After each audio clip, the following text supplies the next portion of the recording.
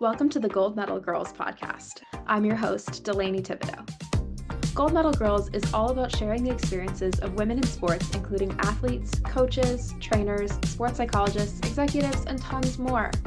We're here to promote these amazing people to build more and more support for women in sports. Be sure to listen as episodes will drop every other Tuesday, and I'll be interviewing a woman in athletics so we can learn more about their lives and amplify their voices. I hope you're as excited as I am to hear what they have to say. And without further ado, let's get into the episode. Welcome to the 5th episode of Gold Medal Girls. I needed a little bit of a break, or maybe a lot of a break, but it was for a good reason, I promise. In the last few months, I actually finished my PhD in kinesiology, so I'm now Dr. Delaney, which is nutso. And I started working as a postdoc. Thankfully, I am continuing my research with body image, mental, physical health with elite athletes, but we are back now to doing the podcast. And in this episode, I'm chatting with my friend Vanessa Coulbeck. She's doing amazing work with body image in youth sport, especially across Canada. And she's also the author of a new book series for girls, which is called The Mirror Diaries. And as if that wasn't enough, she's also doing a PhD at the University of Toronto. Vanessa is such a superstar, and I think you're going to really enjoy listening to the interview. So I'm not going to take up any more time on the front end, and I will catch you on the other side. When do you remember first being interested in sports? Honestly, my interest in sports, I think, started before I was even born. I was born into a family who immigrated from Italy, so football, soccer as we call it here, was kind of in my blood. My grandfather coached soccer for a long, long time with the Italian club. My family was part of the Italian club, so it was kind of, part of I guess the family's wishes that I play soccer. So Timbit soccer when I was 4, and then the rest is history. Oh my gosh. I also love, like, because I'm not from Canada, like when I found out about like that it was called Timbit soccer, that is the cutest thing in the world that that's called that. You know what, though? I don't actually remember ever eating Timbits throughout Timbit soccer. They should fix that. That should be like I a mandatory, you can have orange slices and some exactly. tidbits. That feels like it's got to be part of it. So obviously soccer was the one that kind of really drew you in, but were there particular athletes or other sports that really captured your attention when you were younger? Yeah, so soccer was my main sport, but I played honestly any sport that I could get into except hockey. So volleyball, basketball, track and field, cross country, gymnastics, dance.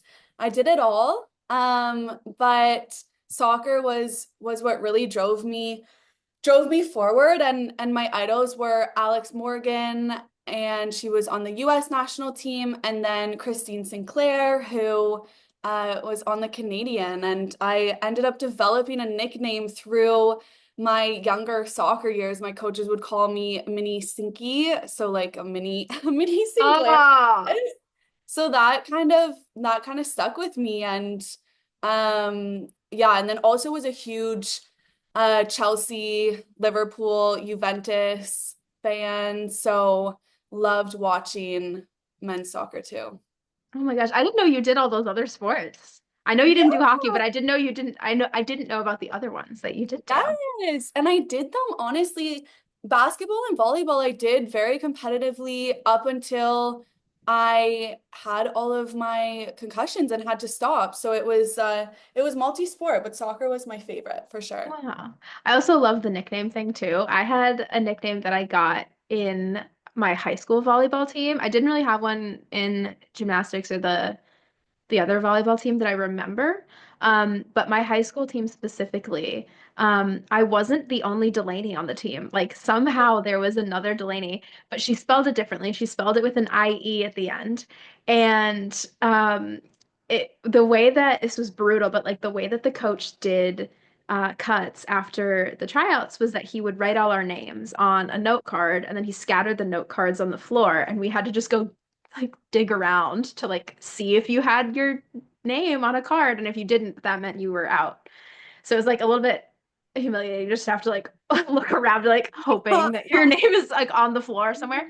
But I was Yes. panicking because I didn't see my name on any of them. And I was like, I wasn't the best, but I wasn't bad. I was like, oh, like I was expecting to make the team, like what happened? And then it was she and I that were still like looking around, and we see these two little cards left, and one just had the letter Y and one had the letters IE. And that was just then what he called us the rest of the time. He was just like, "You're either Y or IE," and like we'd be at the games, and he's like, "Y, it's your like you're up what?" Like I was just Y. My goodness, did you like that?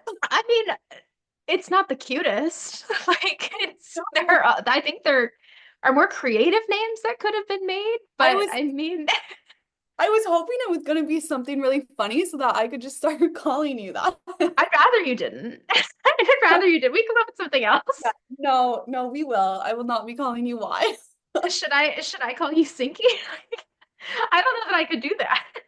My other one was LeBron in basketball. Me and one of my good friends, um, she ended up going more into volleyball, but when we were in our basketball days, I would call her Kobe and she would call me LeBron. And that was honestly what kept us going. We had each other and There you go. pretended we were visionaries in living their I don't know what I'm trying to say. Following their footsteps. Following their footsteps, that's it. I'm just imagining you as like a very young girl. I'd be like, yeah, I'm LeBron. I can Oh see it, my you know. God. I get it. Yeah. Yeah. Um, so as you were getting more serious about soccer, what was it about soccer that like really kept you going back to it every year? Like after Timbits, why did you decide to keep up with it?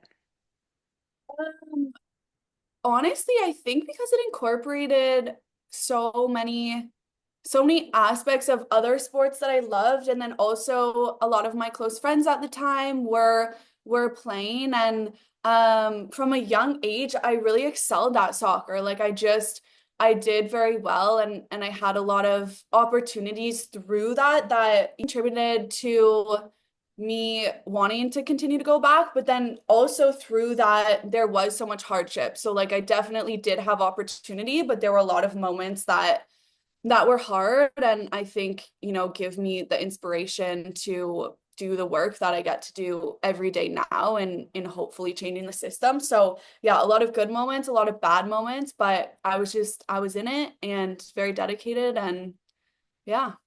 Yeah. And so let's talk about some of the bad moments because I do want to get into like now the work that you're doing and how that was definitely shaped by your past experience. But because I know you mentioned earlier about concussions. But what were some of the challenges that you went through with sport? Oh, we could we could talk about this for days, and I feel like there's a lot of unethical things going on, from coaches to parents to teammates to the sport organizations in general, and the way kind of like the talent identification system was working, and um there was so much. I feel like every practice, every game was a new kind of battle, or something Yeah. to go through. And then I think on top of that, I was always honestly injured. Like I was always dealing with some sort of injury, but I was always working my butt off on the side, and was super lucky to have the support system personally through my family, and my I had a sports psychologist at the time, and I also was lucky to have a personal trainer that, I would spend extra sessions with. But I think there was so much to navigate, and it upset me because I just had so much love for the game, and just wanted to play, but there was a lot of just external factors that stopped a lot of those moments. And I've definitely though had a lot of full circle moments in the past few years from either those those people, I guess, in general, and those decisions that were made. So I think it's been nice to have those full circle moments, and kind of put that in the past, and be okay with all of that. Yeah, it's always good when like when something that like what goes around comes around kind of thing. Like when there is that little bit of like I don't know if like closure is the right word, but just like maybe like reconciling things, even if it's Exactly. later. Exactly. Yeah. Yeah. In a more positive way, what were some of the things from your sport experiences that you feel like contribute to who you are now and what you do now?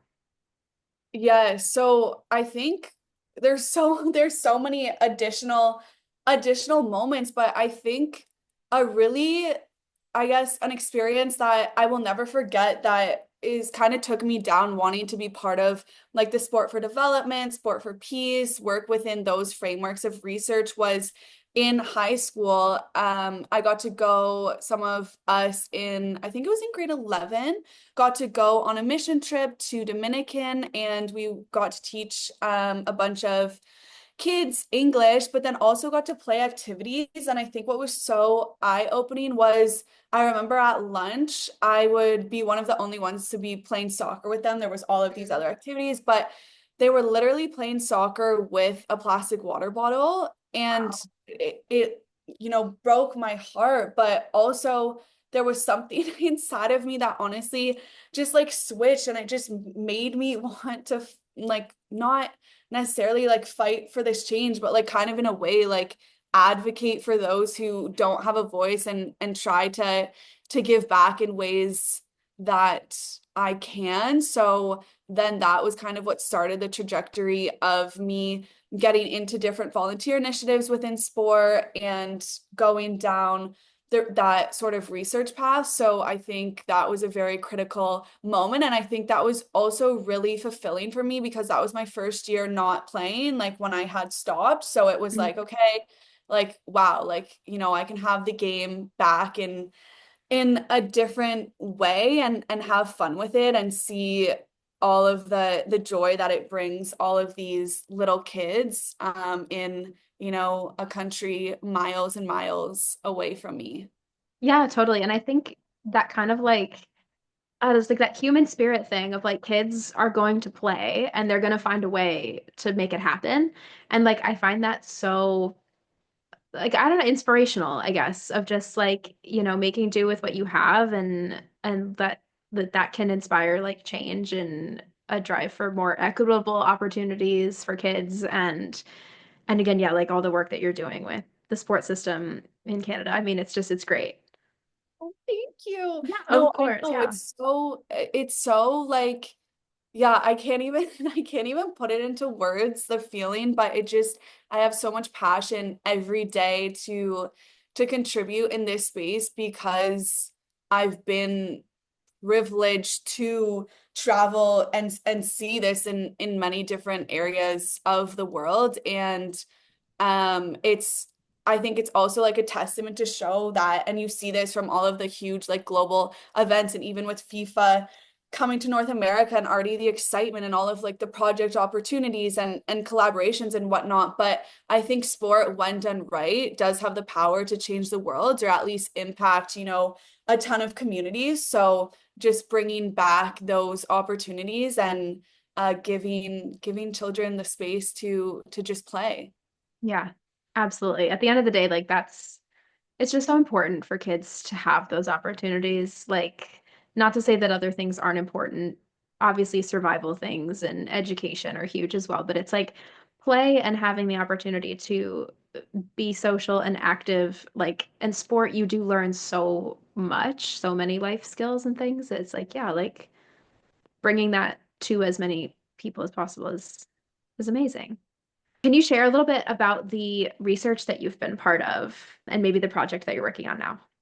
Yes. So maybe I'll start. I guess my first ever research project that got me really excited and got me into research, and kind of pushed me forward towards my master's was within this like sport for development framework. So it was actually COVID, and I thought, things were not going to go well because it was COVID. It was, a few months. It was into my last year of undergrad, and things were so uncertain, but a position opened up with the International Olympic Committee, and it was focused on building out a National Olympic Academy in Canada. We didn't have one for the past 10 years at that time, and we still don't. But what was so cool was that I got to work on the side of, I got to interview various international Olympic Committee presidents and National Olympic Academy presidents and really get to know all of these frameworks from other countries of how they were building out the Olympic values. So it wasn't specifically with the athletes who the committees are typically dealing with, but it was all of the work on how they were promoting the Olympic values and Olympianism within communities and what funding looks like for that and sponsorships and how to basically have that within a country. So that was just a lot of fuel and that got me through COVID and then got to do a lot of stuff with that. And then I ultimately saw that body image was a factor. When I looked back at my experiences and my teammates, it was something that was never talked about. And then I took a body image course and that just really, really opened my eyes. And then from there, I just got to be on various projects related to body image. But then what I started to love was being part of the curriculum development and the program development and really seeing the change in the classroom, in the sport organizations of moving the body image work forward and how that just resonated with absolutely everyone I've been able to do workshops with or present with or move this work into the hands of those. So I think that's ultimately what has stuck with me and will be continuing that in for the next few years. But then my other current project kind of has brought back. So for a few years, I was tapped out of the sport realm a bit, like still in the sport realm, but not as focused on youth sport and that sort of promotion. But then the Rethink Sport project, which you are very aware of. Yeah. But for those listening who don't know, it is right now a 7-year nationally funded project with various community organizations, researchers, policy leaders, other academics. We have a youth collective, which has been so awesome to have them and them really be the center of it all. And I think that's what is so important that we go back to in this work is that we are asking the youth, and obviously we've all been a youth before, so I think we can contribute to an extent, but we're not living in the system right now. So that has been really awesome about the work and we're starting to see some of the impacts that we can have in the research space to move things forward and to be at the table with these just be part of the conversations I guess that are happening. So it's been really awesome to see all of my passions blend together within all of these areas. And I don't think I could do one area without the other. So I feel like we're both so similar that like we get to be part of so many awesome projects that we're so passionate about. But in this space, like, one I was just attended, I don't even know if I told you like off camera, but I was sitting in the UN has the World Food Forum systems, a conference coming up, and I had sat in one of the meetings and was providing perspective on physical activity and body image. And then when I was at a conference in January, they were talking about water filtration and how that impacts sport participation. But I haven't come across that being in a developed country and that being a topic of discussion. But then all of this came up in like the food convo system. And then I'm like, well, if we're bringing these programs into schools and, some of these underserved communities, I've done a lot of programming and that is definitely a topic of conversation and something that has to change. So it's always like every day I'm so amazed, like the most, not random, but something that you don't think is going to have any correlation to a Yeah. specific research topic. There's so much you can learn from all of these other industries. So I think that's what is super exciting is that there's always something to learn with this work because it's so just like interconnected with absolutely everything. It's really amazing because I think, now more than ever, probably it does seem to be more of this like interdisciplinary interest in promoting activity and promoting sport. And so like hearing that there are conversations around water filtration affecting sport involvement, like Like, I mean, of course that makes sense, but it's like, I don't know, I hadn't thought about that before, but it's like all of that makes sense. Having proper food in schools is obviously going to be so tied to kids' abilities to take part in things, you know? Um, so I think it's great to hear that, you know, you're part of all of these conversations with so many different people coming from so many different perspectives. Um, towards it. And with kind of the work that you're doing to kind of reshape what physical activity and sport looks like, especially in Canada, what's your personal vision for sports, especially for girls in sports? Yeah. Oh, that's such a good question. I feel like my go-to answer, just because we're all on the same page for the project, is that we don't want to bring any bias into this project. We really want to let each phase and all of the research and everything um lead what that looks like. But I think I just want sport to be a safe, fun, character building, team building, supportive environment for girls to just explore their interests and passions, have fun, make the connections, learn lifelong skills, which you really can. But for them to do that, there has to be the supports from all fronts. And I think that's what I'm dedicated is I know there's a lot to still be fixed to make that happen. So definitely dedicated to helping contribute to some of those areas, but sport can just be so fun when the barriers aren't there. Yeah, absolutely. And like keeping it fun for kids is, I think, like the name of the game, really. Like, I don't know. I read some research sometimes about like people who have their kids specializing in sports from a really young age, or there's like just these kind of different pressures being put on what the outcomes of sport or physical activity like ought to be for kids. And, you know, I'm not a parent. I don't have kids myself. I'm not a caretaker, but um I do think that letting kids just be kids with activity is really important, and letting it be fun, letting it be the space that they can learn all those things, make those connections that obviously, like, you know, you and I are both heavily influenced by our experiences in sports when we were younger, and it's like that's, you know, that's fantastic. It makes us who we are. So Yeah. building positive experiences that way is amazing. So, what do you see as being the most important areas for sport organizations or maybe even governments to be keeping in mind to help keep girls in sports? It's such a loaded question, and that is what, the next 8 years and probably the rest of my career will look like. Just off the Like cuff, there's what so just answer, you know, answer the whole problem, you know, of girls drop out. there's just there's so much. I think, we're super quick in sport to blame coaches all the time. And I think I've recognized and realized, being part of this work, that there isn't a lot of support. And I think something that we are seeing is that school sport is a huge gateway to sport, community level sport and elite sport. So I'm really hoping to contribute to targeting and providing support, and we're looking at different country, like what sort of models. Some countries have done tiered models within school sports so that it's more appealing to everyone, but then also sustainable, because you have different competitive levels. Starting with more rec based all the way up to like tier 3, which could, technically be like the most competitive of school sport. But I think providing those opportunities in school, like cost, is a huge, huge barrier. Yeah. It always has been, but I think it's getting worse.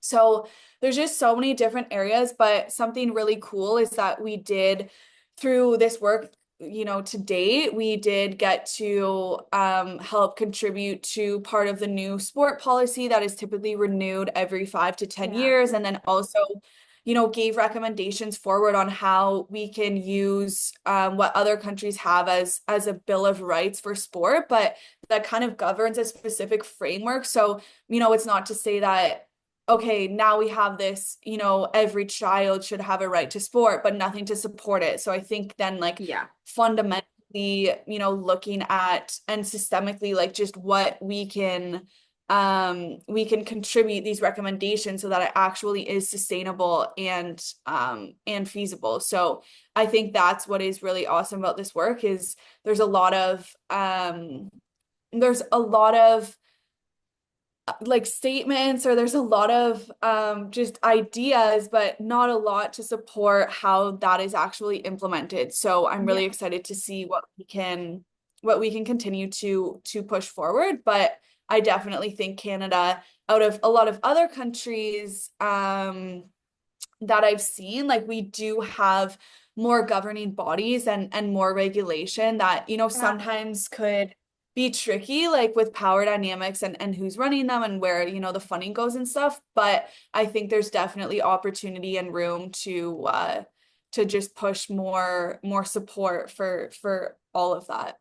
Yeah, absolutely. And like thinking about like cost of sport, like especially some sports that require a lot of equipment, it's like who does that responsibility fall to? Because sometimes parents can provide it, but sometimes they can't. And, it's, and then it goes, okay, well, if it's a school organized thing, maybe the school should have it. But like, schools don't always have a ton of extra budget floating around to invest in all this kind of stuff. And, so I think that and just kind of access to even like spaces for sport is probably another one that's tricky. Um, so yeah, I'm excited to see like what kind of comes out of all these, these bills of rights, these statements of positions on these different things and kind of what's able to come out of it, I think will be really exciting. And so thinking about the growth of women's sports, the, continued success of the WNBA, the Professional Women's Hockey League has gotten a lot of attention lately. What do you think the impacts will be, on how girls feel like they might have a future in sports? I think it's huge. Like, it's been time. I'm glad that it's finally happening. And even with the Northern Super League, I think it's so awesome. It's so exciting. The representation, the role modeling aspect, it's so Yeah. so crucial. And I think we even see, like, we just see that representation aspect even further than it just being women, but also, different body types, different cultures. There's so many aspects of representation that we see in all of our research work that is so important. So I think this is huge and I think it's so so awesome. Like super grateful I've gotten to go to a bunch of these games and just see the little girls but also the boys and seeing how exciting or how excited they are and that they can see potentially themselves in those positions is so awesome. Yeah. And I think about like, you know, the athletes that I looked up to when I was younger being like gymnasts in the Olympics.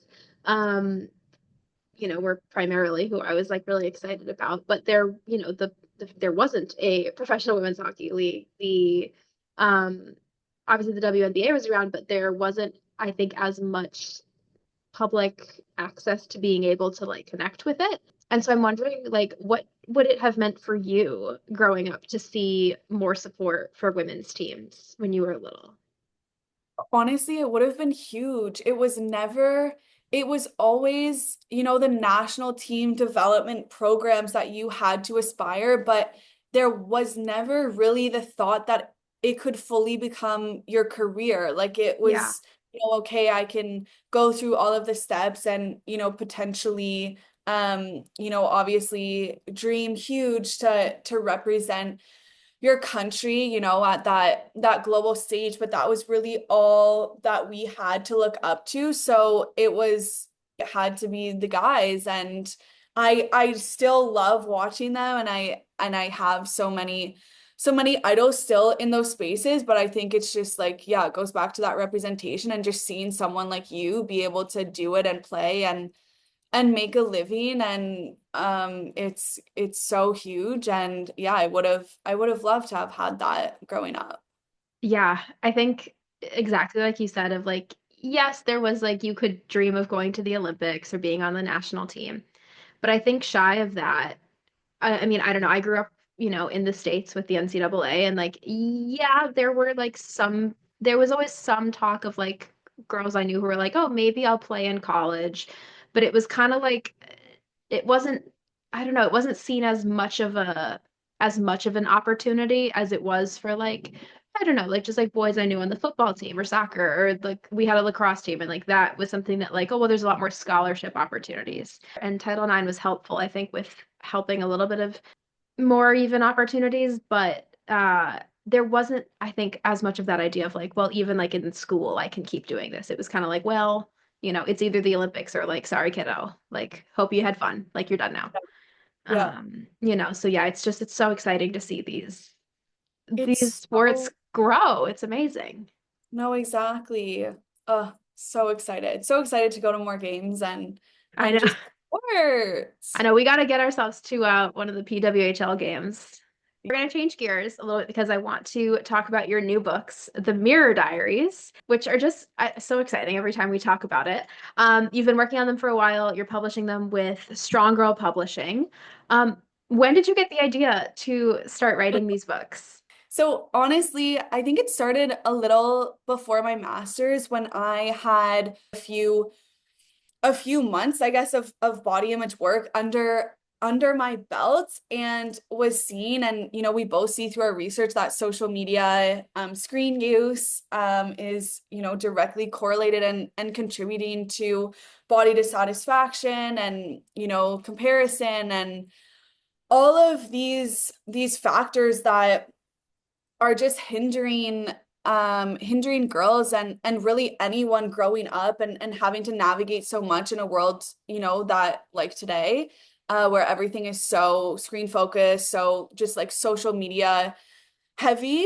And when I was little, I was part of book clubs, but I never really liked reading. I'm still to this day, like I love, we read so much research and I feel like I'm always reading stuff in this route. So I'm not typically sitting down and grabbing a book for fun. And I should, but when I do, it's always books that can help me that are, character building or values driven, or one every day is, the Daily Stoic that I read. So something that is always giving advice. I guess I'm always trying to develop myself and build and grow every day. So I was kind of bringing that into the picture, and then how, I was little part of this book clubs, never really enjoying what I was reading. There was never something that I could read that was fictional that I felt like I could see myself. Like it just Mm, it wasn't there. It wasn't happening. There wasn't a lot of sports books, and we've talked about this before. Like there really isn't a lot of, women focused, girl focused sport books out there. yeah. So yeah, so I guess taking all of that like was an inspiration. Then it was really through my master's where I had the opportunity within my master's and with outside my master's of working with little girls and moving all of this work forward, and was always getting questions at conferences and with parents on how they could have more of this work for their kids, or what the girls asking for homework. So they were really just invested in the topic. And then it was like, okay, I don't know exactly if I want to contribute to more curriculum online, when now even in schools they're using their tablets to do all of their homework and activities. Yeah. So that was kind of why I decided, and I hadn't thought of a book series. And then Molly is just, such a visionary and creative, and we just kept going on all of these, topics that we wanted to have, and Yeah. we And couldn't Molly's just your publisher for people who don't know. yes, yes, Molly is my publisher. Um and yeah, so I think there's so much. And even thinking about everything that we have written out for all three books, like there's more, like there's so much. And I think it's a fun story, but also I think a really a really necessary, also sensitive topic, because body image isn't something that is regularly discussed. But I think it goes beyond just body image and also taps into empowerment, and then the self-compassion framework and how to cultivate that. So I'm excited. I would have loved to have these books when I was younger, and just really excited to share them, but it's definitely been a journey. It's a lot writing, they're full novels. So it's Yeah. it's been a lot, but a lot of support, which I'm super, super grateful for. Yeah, absolutely. And I know what they're about because I know you very well. But um, for the listeners who don't know you yet, um, could you tell us a little bit about what each book, or you could talk about the series, like just what the books are about? Yeah, so the all three books follow along a different girl, but they are all navigating similar pressures and struggles of growing up in honestly an appearance focused world and navigating all things within elementary school, the transition to high school. I also say that these books, some of these exercises I still do.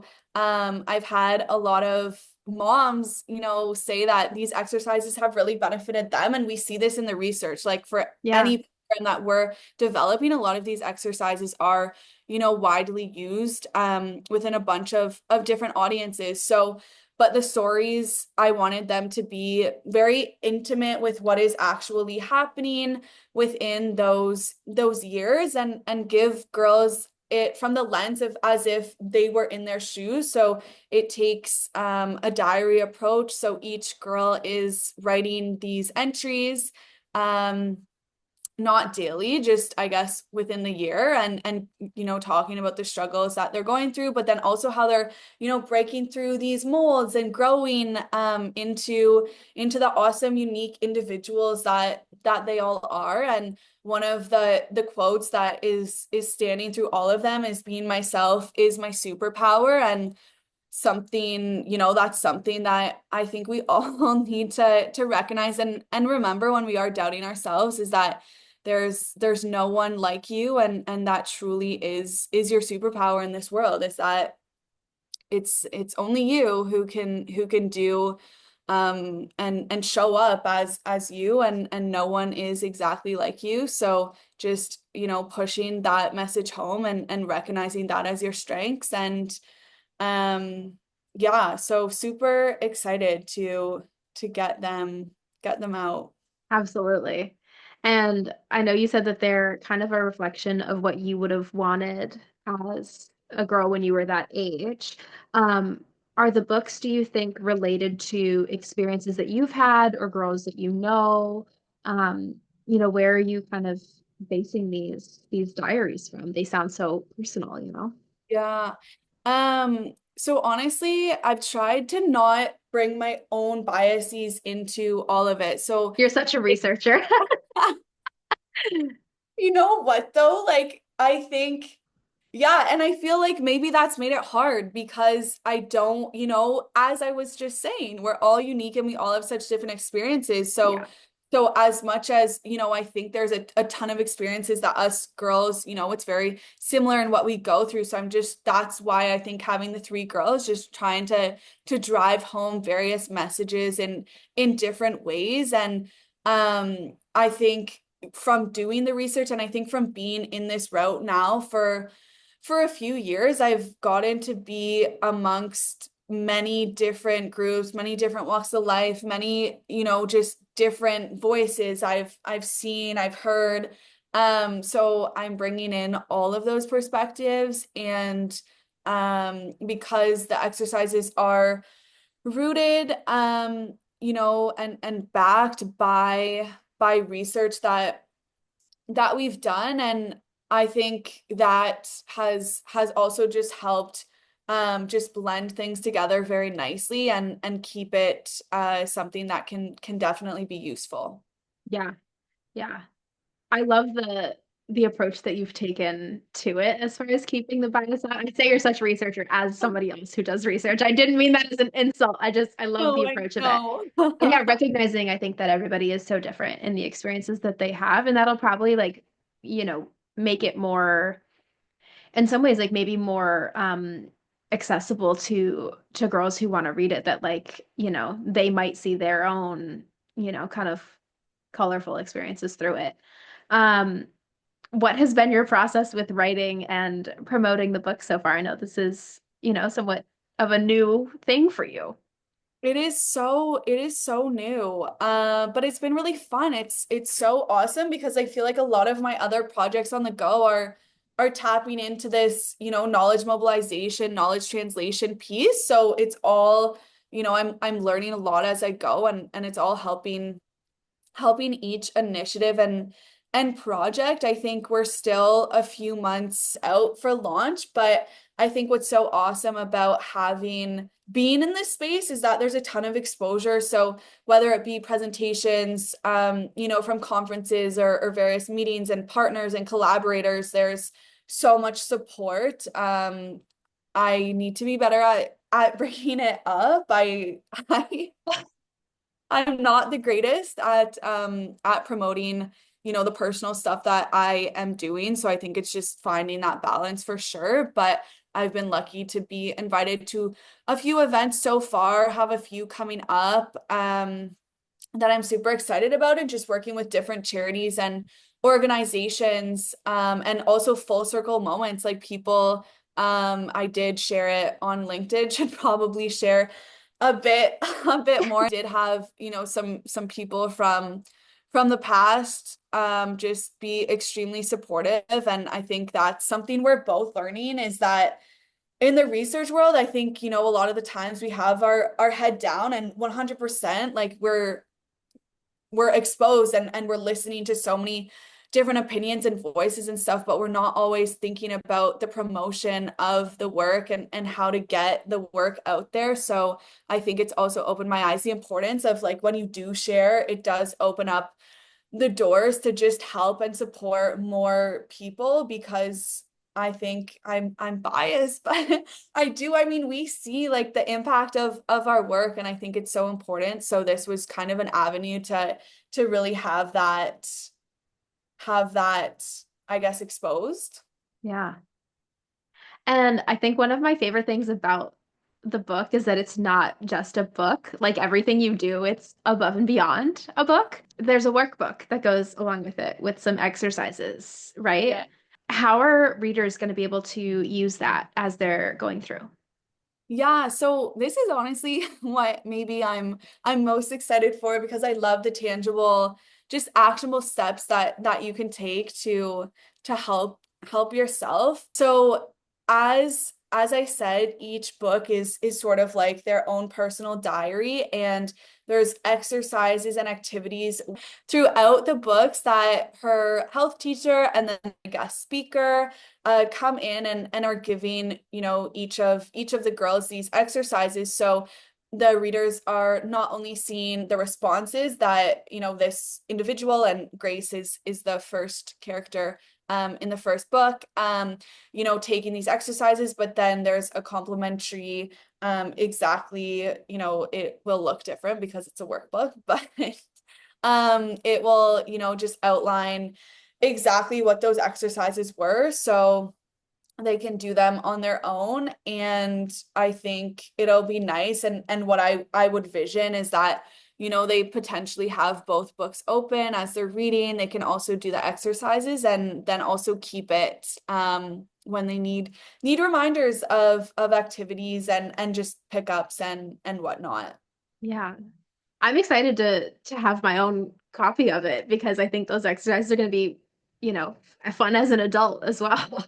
They are. They really are. And I think that's what's so awesome about all of this is, anyone can benefit from these exercises, and it is something that, yeah, really excites me, because I definitely still do a lot of these activities, and I think that's what has helped mold me into the person that I am, from like those sports um experiences and some of these activities that were obviously different. But I think having the privilege of working with a sports psychologist through sports was, it took a different lens, and, there were different frameworks and whatnot. But I think it really was those activities and whatnot that are super helpful when you are going through times and need support. So excited, and hopefully can do it for at least one reader reading it. There we go. Well, you'll have at least one because I'll do it. Yes. What's the main thing that you hope people take away from the books? I think the main thing is honestly finding the kind and compassionate voice for themselves and really learning to be your own best friend in a world of craziness. I think, each day there's always something, but if you can really learn at a young age to cultivate self-compassion and kindness towards your body. We're in our bodies 24/7, and I think that would 100% be the biggest take home for sure. Yeah. And that really resonates with me because I know that's something that I think about a lot. I think it's so tough because obviously, everybody has their own experiences with body image, but um, quite a bit of the research I've done kind of skews towards more the negative side of body image and like, how it relates to things like some dysfunctional, eating or exercise behaviors. Um, and something that I always kind of remind myself to think about is just like you said, like we're always in our bodies, but it's also like we only get the one, Yeah, So it's like being kind to it and, not necessarily like needing to think positively all of the time. And I'm not in that kind of camp, but taking that kind of like self-compassionate approach towards like this is like your little home and it's like we may as well be nice about it. Like it's the one that we get. exactly, exactly. No, it's so important, and obviously it takes a lot of practice, and I think it's like even both of us being in this space, there's definitely days that are harder than others, but once you do learn to have this compassionate voice, I think, the research has shown, and we see that it's a lot easier to go through a lot of life's hardships when you have yourself and when you're treating yourself as you would, others around you. So yeah, I think it's super important. Yeah, absolutely. One last question about your books. Do you have a specific launch date yet as to I when we can buy the books? I don't yet. So Okay. I know that it will be fall. Hopefully, actually, by the time this is out, I definitely will know. Okay, So I'll add it. I can add it into the to the episode at the end once we amazing. have that. So we're gonna go into our kind of wrap up questions that we ask everybody. Growing up, who were your role models in sport, and what would you say to them now? Ooh. Well, I think honestly, I would say, as I said earlier, Alex Morgan and Christine Sinclair. Um, what would I say to them? Okay, actually, I did have a little bit of a fangirl moment. Christine Sinclair added me on LinkedIn. I don't think I told you, but No. at one of like our collaborators was at an event she was at, and just a ton of synergies. So I'm hoping in person I might be able to tell her myself.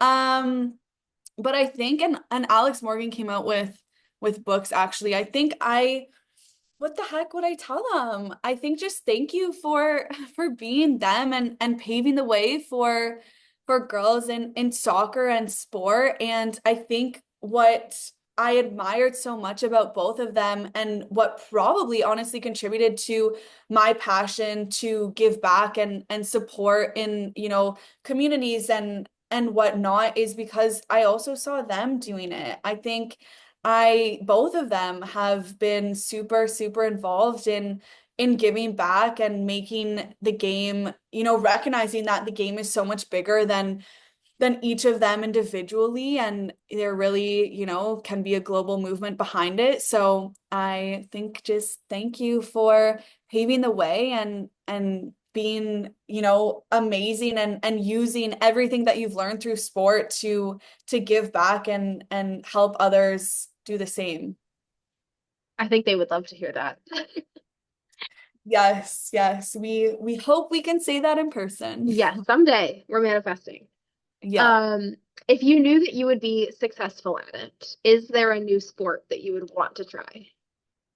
Okay, this is gonna turn into a longer answer than Bring it. maybe you're looking for. Bring it. But if I don't know if you would necessarily know this because it was in like my high school days where I was obsessed with surfers. I always wanted to surf, but I am so scared of fish and probably the water and ocean in general that I haven't fully been able to live out that dream. There was one moment and I was very lucky enough that my volleyball team, it was actually super cool. We got to go to Hawaii for a tournament, and one of the days, the last day, we had free time. Everyone had been in the water surfing, so I finally decided that, it was my time to go out and surf. I get in the water, probably 10 minutes go by, there's a shark in the water, and everyone had to evacuate and get out. So that was like, you know what, Vanessa, you can be fearless, but this one is not for you. So just Oh stick for no. it. Oh, No. Oh, yeah. well, maybe so when this episode comes out, you and I will be in Italy and we will be on the coast of Italy. Maybe there's some like maybe not surfing, but maybe we can do like some open ocean like paddleboarding or something. Like something that we can Yes. still be in the water that's Yes. board Yes. adjacent. Yes. Hopefully no sharks and not too many aprils deep so that No, we'll celebrate with Aperols afterwards. yes, Uh, exactly. Love the yeah, sound of that. yeah, perfect. Is there a time you can think of that you would describe as being your gold medal moment? So just like a time that really stands out to you, could be in or out of sport that you just know that you're going to carry with you, for your whole life. Oh, I love that question. Um, Maybe I'll stick to sport because we are in a sport focused interview right now. I would say there's two moments that I think carry me um is just like I guess helps me with resilience like every day, honestly. So I had talked a bit about like some of I guess I didn't exactly get into like the negative experiences that I experienced per se in sport, but I was coming off of a really tough year. I had a horrible coach, a lot of horrible stuff going on. I had broke my foot the year before, so I was off, and then I had mono, so I missed a ton of Oh, school. Like there was just so much going on, and that summer was just insane for me. So I ended up track and field. I ended up breaking the 100-meter sprint record that was just broken 5 years ago. So I held wow. that for a pretty long time, which was it wasn't even the act of that. It was more so like me showing myself that after all of this hardship I could still show up and kick butt. And then that summer I had been like going through hardship through sport, like in part injuries and part, politics. But then we were up for nationals and it was the final game. It was like down to basically the buzzer, and I got put on for the last like 2, 3 minutes and I scored the winning goal. And that was honestly like the best. Like I still get excited talking about it because that was such a hard year for me. And to just have that moment to help contribute to obviously the team winning and have that sort of take back, underdog moment was very very special. So I think, that was a special year. Like it was a very hard year, but I think one of those years that I'll always look back on and just remember that anything is possible if you believe in yourself and put in the hard work. And yeah, I would say those for sure. Wow. Yeah. That's a lot of resilience, and that's definitely something to take pride in. So, and we've talked about this a little bit with the context of girls' sport, but what hopes do you have and what changes do you want to see for the future of women's sport?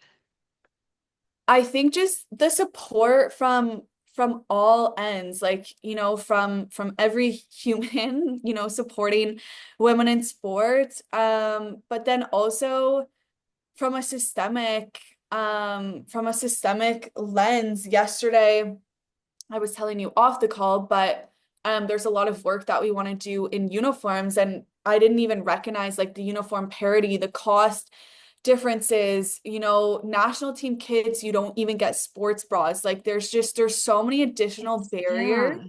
Hmm. to this. And I also remember back in the day, like even if you were playing at a higher level than like your like male counterpart in sport, like from an injury basis, like they would always treat them over you. And there's so much. And I hope and from some of our friends who are playing at that elite professional level, I definitely am seeing that change, so that's so awesome. But I think just the support comes, not just from one group, it honestly comes from a society. And I think outside of our jobs, it's also us personally showing up to these things and supporting. So as much as, we're dedicated to helping move the needle forward, I think then also, outside of our day to day, just showing up for all of this and being there. And yeah.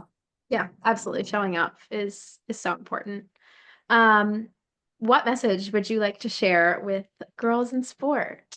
I think I would say keep showing up, show up for you, show up for your younger self, show up and treat yourself with the most kindness that you can, and continue to give yourself, a pat on the back. Sport can be tough, and you may not get that pat on the back from others around you, but as long as you are your number one cheerleader and enjoying it, try different sports and get yourself out of your head and into your body.